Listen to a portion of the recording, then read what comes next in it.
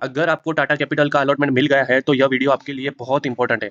तो संभल जाओ दोस्तों, 10 बजे तो सारे लोग बेचने आएंगे। तब अगर आपने गलती की तो हो सकता है बड़ा लॉस। इसीलिए यह वीडियो आपके लिए बहुत ज़रूरी है, क्योंकि मैं आपको दिखाने वाला हूँ 9:45 को प्री मार्केट में कैसे सेल करना है और लिस्टिंग के बाद कौन सी स्ट्रेटेजी सबसे बेस्ट रहेगी, ताकि आपका पैसा सेफ रहे। और अगर आप इस चैनल पे नए हो तो चैनल को सब्सक्राइब करके बेल आइकन को प्रेस कर लीजिए। अगर वीडियो पसंद आए तो लाइक, शेयर और सब्सक्राइब करना भूलना मत। जैसे कि आपको पता है दोस्तों, जिसने टाटा के रिटेल में एप्लीकेशन की है तो उनको रिटेलर्स को 100% अलॉटमेंट मिला है और इसकी टेंटेटिव लिस्टिंग मंडे यानी कि अक्टूबर 13 को होने वाली है। इसका मिनिमम लॉट साइज 14,996 था और इसका लॉट साइज 46 रुपये का था। अभी क्या लिस्टिंग डे स्ट्रेटेजी रह सकती है, उससे पहले हम क्यूआईबी के सब्सक्रिप्शन के डेटा पर एक बार नजर कर लेते हैं कि कितना रुपया क्यूआईबी ने यहाँ पे लगाया है। तो यहाँ पे क्यूआईबी ने 3.42 टाइम्स यहाँ पे सब्सक्रिप्शन किया था। वहीं यहाँ पे बिग एच और स्मॉल एच में कुछ ज़्यादा सब्सक्रिप्शन देखने को नहीं मिला। रिटेलर्स को तो 100% यहाँ पे अलॉटमेंट मिला है, क्योंकि आईपीओ सब्सक्राइब ही हुआ ही नहीं है। इतना मैं मानूँ ना, तो इतना सब्सक्राइब हुआ ही नहीं है। तो हर रिटेलर्स को यहाँ पे अलॉटमेंट मिला है, और जिनको अलॉटमेंट मिला है, जिन्होंने अप्लाई किया है और अलॉटमेंट मिला है, उनके लिए यह वीडियो बहुत इंपॉर्टेंट हो सकता है। क्योंकि आप यहाँ पे अभी सिनारियो देख सकते हो, आईपीओ ओपन होते ही यहाँ पे लोअर सर्किट पे लग जाते हैं और रिटेलर्स को पता ही नहीं चलता कैसे सेल करना है। वो यहाँ पे 10 बजे ओपन करते हैं और सीधा लोअर सर्किट। तो आप वो लोअर सर्किट से बचना चाहते हो, अगर यहाँ पे टाटा के आईपीओ में डिमांड नहीं देखने को मिलती है और यहाँ पे प्रीमियम भी कोई इतने खास है नहीं, 2% 3% के प्रीमियम है। कभी भी यहाँ पे मार्केट, यहाँ पे सिनारियो चेंज हो सकता है, नेगेटिव भी ओपन हो सकता है, पॉजिटिव भी ओपन हो सकता है। लिस्टिंग के बाद क्या स्ट्रेटजी रह सकती है वो बहुत ही ज़्यादा इंपॉर्टेंट है आपके लिए दोस्तों, क्योंकि मैं नहीं चाहता कि ये लोअर सर्किट पे लगे और आपका कैपिटल ब्लॉक हो जाए। तो यहाँ पे आपको लास्ट तक बने रहना है। तो दोस्तों, स्ट्रेटजी नंबर 1 जो प्री मार्केट स्ट्रेटजी है, वो स्ट्रेटजी में क्या होता है, जैसे कि आपको अभी सिनारियो पता है कि आईपीओ ओपन होते ही नेगेटिव सर्किट में आ जाता है, 5% की लोअर सर्किट पे लग जाते हैं, ठीक है। तो ये तो 5% का सर्किट फिल्टर वाला नहीं है, ये 20% का सर्किट फिल्टर वाला आईपीओ है, क्योंकि बड़ा है। तो वो 20% अगर नेगेटिव हो जाए तो आपको बहुत बड़ा लॉस हो सकता है। तो इसके लिए मैं खुद से, क्योंकि मेरे को भी आईपीओ अलॉटमेंट, मैं हर आईपीओ में अलॉटमेंट लगाता हूँ, क्योंकि आपको समझाने के लिए मैं हर आईपीओ में अलॉटमेंट लगाता हूँ। तो मेरे को भी एक रिटेल एप्लीकेशन यहाँ पे अलॉट हुई है और यहाँ पे 2 से 3% के प्रीमियम चल रहे हैं। तो मैं क्या करने वाला हूँ, ये स्ट्रेटजी पे काम करूंगा। मैं 50% जो मेरे शेयर्स है वो प्री मार्केट में सेल करने वाला हूँ। वो कैसे सेल करूंगा वो मैं आपको समझाने वाला हूँ। जैसे कि मेरा अकाउंट धन में है, मैं धन यूज करता हूँ और आनंद राठी यूज करता हूँ। तो मेरे को धन में यहाँ पे एक अलॉटमेंट मिला है रिटेल में। तो मैं उसको क्या करने वाला हूँ कि 9:15 को एक ऑर्डर लगा दूंगा, लिमिट ऑर्डर। क्या लिमिट ऑर्डर लगाऊंगा, जैसे कि आपको पता है 326 रुपये आईपीओ की प्राइस है। मैं 300 रुपये पे सेल ऑर्डर लगाऊंगा, 50% क्वांटिटी यहाँ पे मेरी सेल ऑर्डर पे जाएगी। तो मैंने जो एक्सचेंज को क्या ऑर्डर दिया है कि मेरे को 300 रुपये से ऊपर जहां भी लिस्टिंग हो, मेरे को ये आईपीओ एग्जिट करना है। जैसे कि 2% के प्रीमियम है, सपोज करो 340 रुपये पर लिस्टिंग होती है।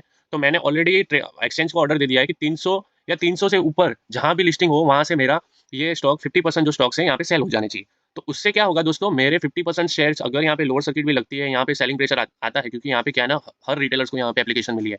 तो हर रिटेलर्स क्या सोचेगा कि मेरे को यहाँ पे एग्जिट ही लेना है, क्योंकि आपको भी पता है कि इसके प्रीमियम बहुत अच्छे हैं नहीं। रिटेलर्स को, हर रिटेलर्स को माल मिल चुका है, एचएनआई इतने आए नहीं है, क्यूआईबी ने भर भर के सब्सक्रिप्शन नहीं किया है, जैसे कि एलजी के आईपीओ में भर भर के सब्सक्रिप्शन आया है। वहाँ पे कंपैरिजन करें तो टाटा के आईपीओ में इतना कुछ डिमांड देखने को नहीं मिला है। हाँ, रिटेलर्स को, हर रिटेलर्स को अलॉटमेंट मिला है, पर यहाँ पे अभी तक कोई ऐसा जितनी डिमांड नहीं है कि 10% के प्रीमियम चल रहे हैं, 2 से 3% के प्रीमियम चल रहे हैं। अगर आपने गलती की ना और प्री मार्केट में सेल नहीं किया तो सीधा यहाँ पे नीचे आ सकता है, क्योंकि रश बढ़ने वाला है। और अपना गोल क्या होना चाहिए, जो ये रश से बचने के लिए आपको प्री मार्केट में ऑर्डर लगाना चाहिए, क्योंकि 10 बजे तो सारे रिटेलर्स आएंगे बेचने। जैसे ही बेचने आएंगे स्टॉक नीचे जाएगा, क्योंकि यहाँ पे एचएनआई का तो सब्सक्रिप्शन ही नहीं आया, क्यूआईबी ने तो पैसा ही नहीं लगाया इसमें। जितना पैसा क्यूआईबी लगाते हैं आईपीओ में, उतना तो पैसा ही नहीं लगाया। दोस्तों, आपको ये सारी चीजें समझनी चाहिए, उसके बाद ही अप्लाई करना चाहिए, वरना आप लॉस करोगे। और यहाँ पे बहुत ज्यादा रिटेलर्स यहाँ पे घुसे पड़े हैं कि टाटा का नाम लॉन्ग टर्म करेंगे, ये करेंगे, वो करेंगे। अरे भैया, यहाँ पे प्रमोटर माल बेचने आया है, खुद प्रमोटर यहाँ पे बेच रहे हैं माल, और आपको लॉन्ग टर्म करके चिपका देंगे माल। फिर बैठे रहना 6 महीने तक, ऊपर ही नहीं आएगा। तो लिस्टिंग नंबर, स्ट्रेटजी नंबर 2 पे जाते हैं। अभी लिस्टिंग टाइम स्ट्रेटजी जो 10 बजे के बाद ओपन होता है मार्केट में शेयर्स ट्रेड के लिए, बाय सेल के लिए। तो उसमें सिनारियो नंबर 1 की बात करते हैं। लिस्टिंग प्रॉफिट में होती है, जैसे कि 2% से 5% अप ओपन होता है।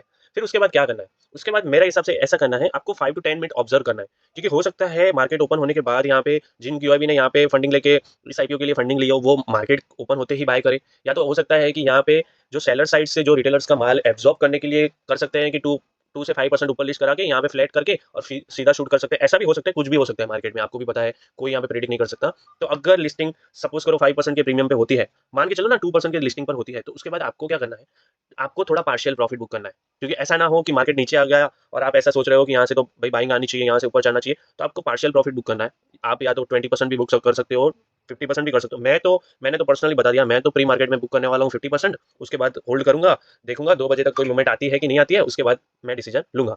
अगर मान के चलो फ्लैट लिस्टिंग होती है, 0 से -3% पर यहाँ पे लिस्टिंग होती है, क्योंकि मार्केट का सिनारियो अभी तो बहुत अच्छा है, पर मंडे तक क्या हो सकता है, क्या नहीं हो सकता, किसी को नहीं पता। तो अगर मान के चलो फ्लैट लिस्टिंग होती है, तो उसमें आप क्या कर सकते हो। अगर फ्लैट लिस्टिंग हुई तो भी मैं आपको यही बोलूंगा कि पार्शियली आपके जो जो शेयर्स है वो आप बेच के चलना, क्योंकि यहाँ पे फ्लैट लिस्टिंग होने के बाद सेलिंग प्रेशर ज़्यादा आएगा, ज़्यादा रिटेलर्स यहाँ पे बेचेंगे माल। अगर रिटेलर्स के साथ-साथ यहाँ पे बड़े फंड हाउस ने भी माल बेचना स्टार्ट किया, तो आपका पैसा बहुत लॉस में जाएगा दोस्तों। मैं आपको मान के मतलब चलो यहाँ पे बहुत ज़्यादा लॉस हो सकता है।